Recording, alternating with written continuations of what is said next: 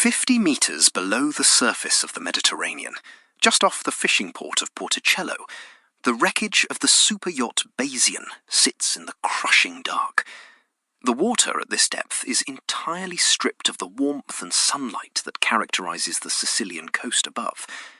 Down here, the pressure exerts roughly 6 atmospheres of force on every square inch of a diver's body, compressing the air in their lungs, thickening the nitrogen in their bloodstream, and turning every physical movement into a calculated negotiation with physics.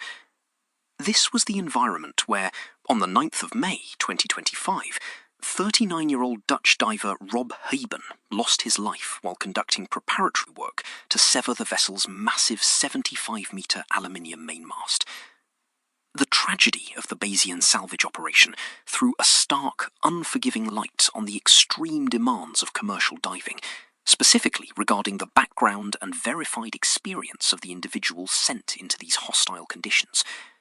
As noted in the aftermath, there were profound questions surrounding the accumulation of mandatory dives necessary for proper registration in the most authoritative professional registries. It highlighted a perilous trend where divers follow abbreviated training paths abroad, paths that inherently fail to guarantee the minimum required experience to survive when the margins for error evaporate. The International Marine Contractors Association, or IMCA, recognised this existential threat to the industry. In a note dated the 12th of June 2025, the organisation issued an unequivocal warning regarding schools that promise dangerous shortcuts into the world of professional diving. The warning was directed at a highly specific, rapidly proliferating problem: the lure of the top-up course. Abroad, particularly within the United Kingdom, training centres offer health and safety executive certificates and accelerated courses that last barely a single week. They package the illusion of competence into a 7-day window. But the mathematical reality of human physiology and mechanical proficiency is ruthless. It is entirely impossible to acquire the deeply ingrained muscle memory level training the offshore industry demands in just 7 days. Those who emerge from these abbreviated courses carry only a piece of paper. That document frequently fails to grant them entry into the necessary professional registries, leaving them in a dangerous administrative limbo, stripped of real recognition and fundamentally unprepared for the brutal realities of the ocean floor.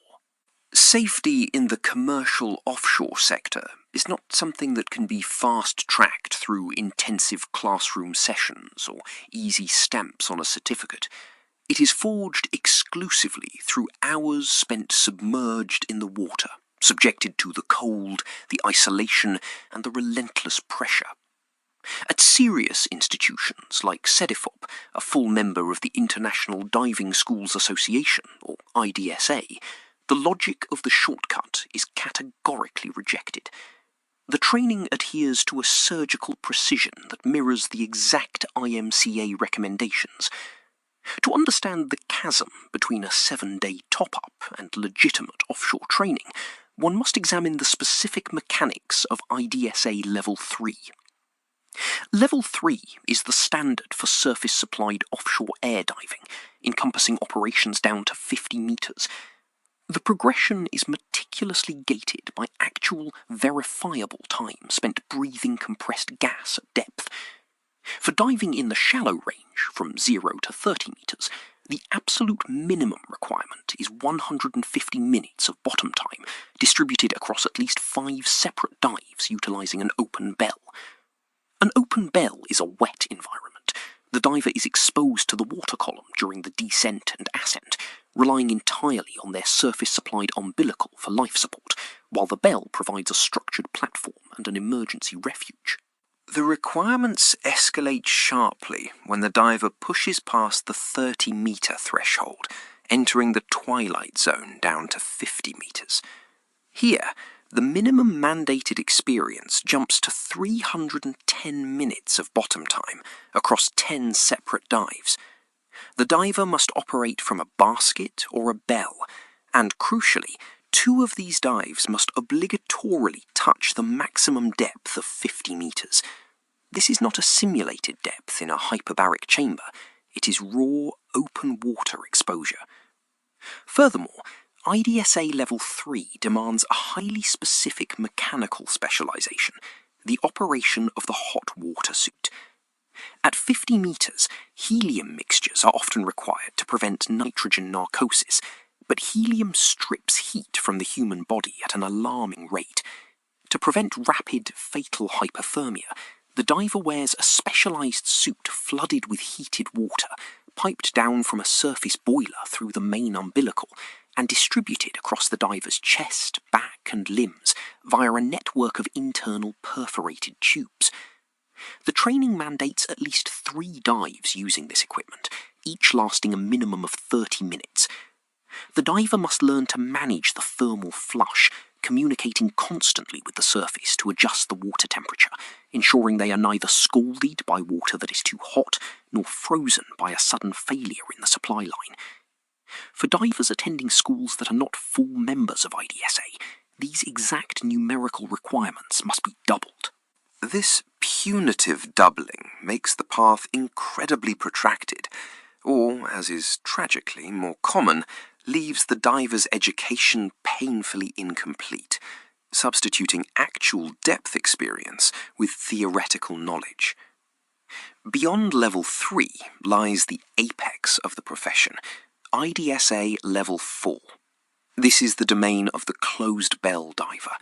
It represents the absolute summit of commercial diving, encompassing saturation operations and prolonged life within a hyperbaric environment. At this tier, precision ceases to be an operational guideline and becomes the sole mechanism for pure survival. Access to Level 4 is strictly prohibited unless the candidate already holds an IDSA Level 3 certificate or its precise equivalent, backed by certified work experience, visibly recorded and verified within their professional logbook. Saturation diving fundamentally alters the relationship between the human body and atmospheric pressure. Instead of enduring the lengthy, punishing decompression penalties required after a brief, deep, surface-oriented dive, the saturation diver is compressed to the working depth pressure and kept there. Their body tissues become completely saturated with the inert gas in their breathing mixture, typically a heliox blend of helium and oxygen. Once saturated, whether the diver stays at 50 or 100 meters for a day or a month, the decompression time required at the end of the job remains exactly the same.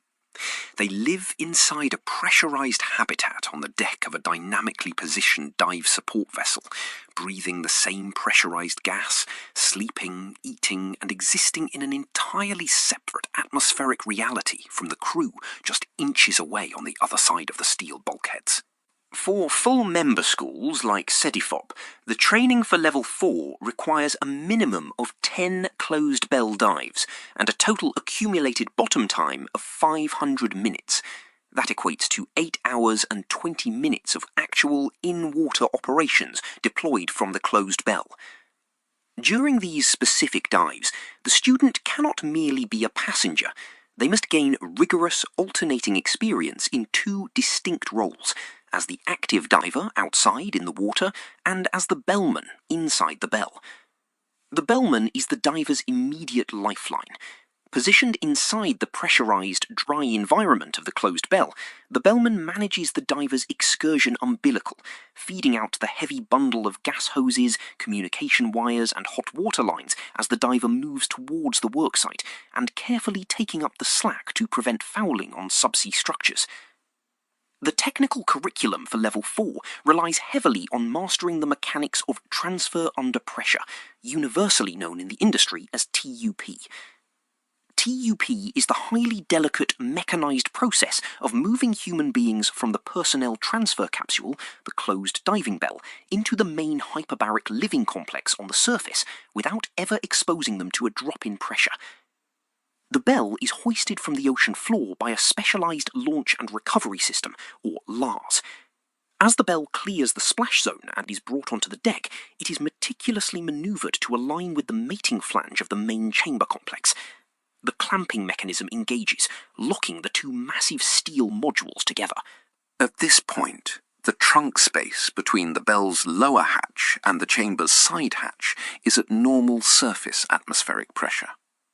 The operators must flood this trunk space with pressurized gas until it perfectly matches the internal pressure of the bell and the living chamber. Only then, with the pressure equalized, can the interlock systems be disengaged and the heavy steel doors be opened, allowing the divers to crawl through the short tunnel from the cramped bell into the slightly larger living quarters. If a mechanical seal fails during a transfer under pressure, or if an interlock is bypassed and a door is opened against a pressure differential, the resulting explosive decompression is instantly fatal. The training drills this procedure until it becomes pure instinct. Students learn to check the mating flanges, monitor the equalization valves, and communicate clearly through the helium speech unscramblers, which translate the high-pitched Donald Duck-like voices caused by breathing low-density helium into intelligible audio. Equally critical to the TUP process is the mastery of life support emergencies. The closed bell is an isolated capsule suspended in the water column. If something goes wrong, the surface crew cannot simply pull the divers up. Level 4 candidates must prove their ability to recover an unconscious diver into the bell.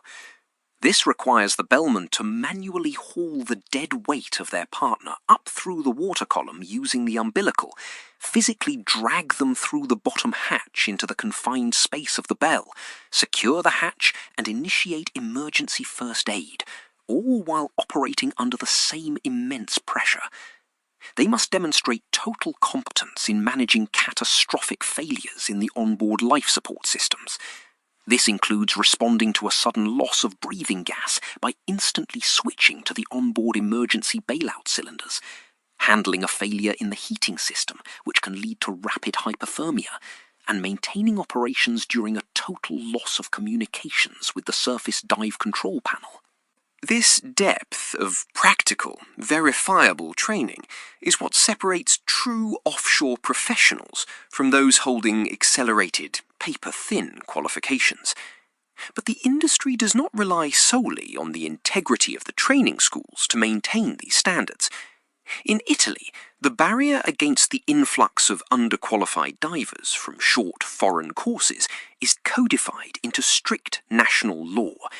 The training path at CEDIFOP is explicitly validated by Decree 3173 of the Department of Labour, a piece of legislation that formally incorporates the stringent IMCA Circulars 1384 and 1385 into the legal framework.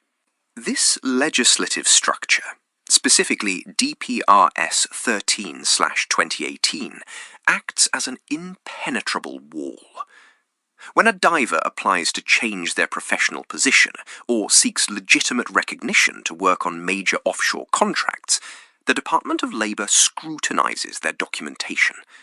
If the recorded dive times and the total accumulated bottom minutes do not correspond exactly to the rigorous IDSA tables, the department flatly rejects the application. There is no grey area. Without the actual, verifiable in-water times achieved through a complete, uncompressed training program, the individual is not legally recognized as an offshore diver. This legal rejection prevents their inclusion in the Industrial Diving Telematic Registry. This registry, meticulously managed by the Department of Labour, was established under the law of April 21, 2016, Number 7, Article 5, Paragraph 2.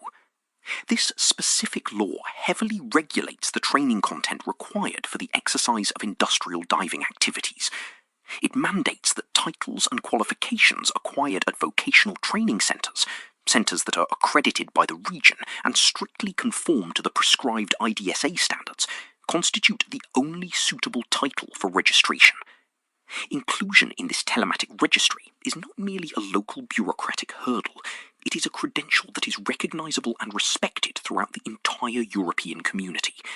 It signals to multinational contractors, salvage firms, and oil and gas operators that the diver in question has actually done the hard physical work required to survive the environment. The enforcement of these standards is not abstract. It is a physical analog process of verification. On the 6th and 7th of May 2026, just days ago, Inspectors Leo Lagarde and Wim Gerrits descended upon CEDIFOP to conduct a rigorous audit of the facility and its students. Their objective was not to review online modules or multiple-choice test scores. They were there to verify the physical evidence of time spent at depth. They audited the students' heavy, water-stained logbooks, checking for the supervisor's signatures and the institutional stamps that corroborate every single minute of bottom time. They looked specifically for the documentation of those critical mandatory dives to 50 meters. They cross-referenced the equipment logs to ensure the hot water suits were actually deployed and operated for the required 30-minute durations. They verified that the mechanics of the closed bell and the transfer under pressure systems were actively utilised in the water, not just diagrammed on a whiteboard. When inspectors like Lagarde and Gerrits flip through a logbook, they are looking for the tangible proof of survival skills. They know that a diver who has only spent a week in a top-up course in the UK will have a logbook filled with blank pages where the deep, complex, mixed-gas dives should be. They know that without those hours spent managing a bulky umbilical in zero visibility, without the physical exhaustion of hauling an unconscious partner through a bottom hatch, the diver is a liability to themselves and to the entire dive team. The inspection is the final sieve, ensuring that only those who have subjected themselves to the full, uncompromising rigour of the IDSA standards are allowed to step onto a dynamically positioned vessel and enter the bell. Choosing a serious training path is fundamentally about choosing life. It is the conscious decision to reject the illusion of the easy shortcut and instead build a foundation of absolute, verifiable competence. A diver who completes the true IDSA Level 3 and Level 4 progression, logging every required minute, executing every transfer under pressure, and mastering the complex life support systems, builds a solid, unshakable career. It is a career that no serious contractor, no maritime insurance underwriter, and no governmental labour department can ever call into question.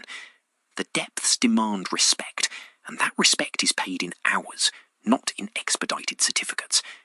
Recommend this episode to a colleague who needs to understand the unvarnished reality of commercial offshore training.